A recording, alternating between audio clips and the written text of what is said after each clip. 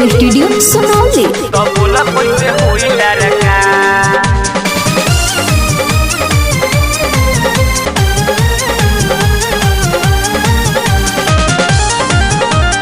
होई लड़का जब से गवना करा के गइल तेज के सरधाना हमरो पुरइल जब से गवना करा के गइल तेज के सरधाना हमरो पुरइल बोलम जी जदी रहब फारका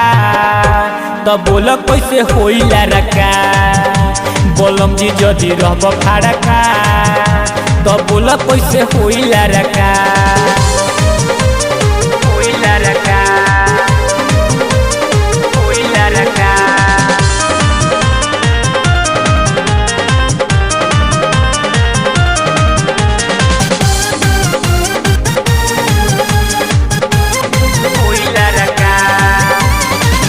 देवरा तुसनी मिठाई हमके बुझतावे पाउते मौका ई घर में घुसतावे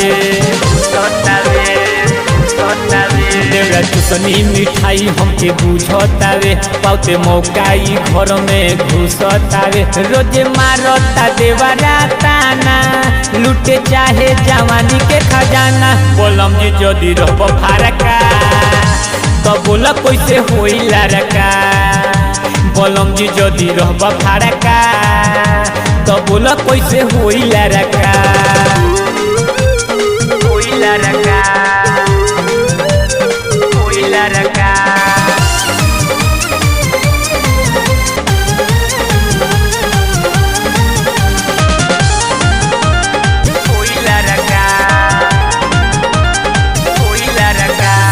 सैया सतेंद्र दर्द होता वे अंदर के तो कोरी ले मना नहीं माने धर्मेंद्र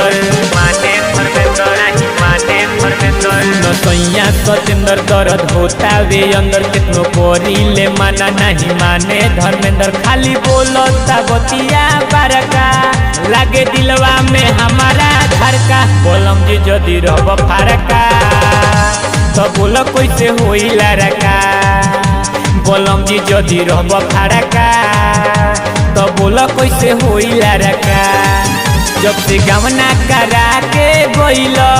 तेज के सरधाना हमरो पुरइल बोलम जी जदी रहब फारका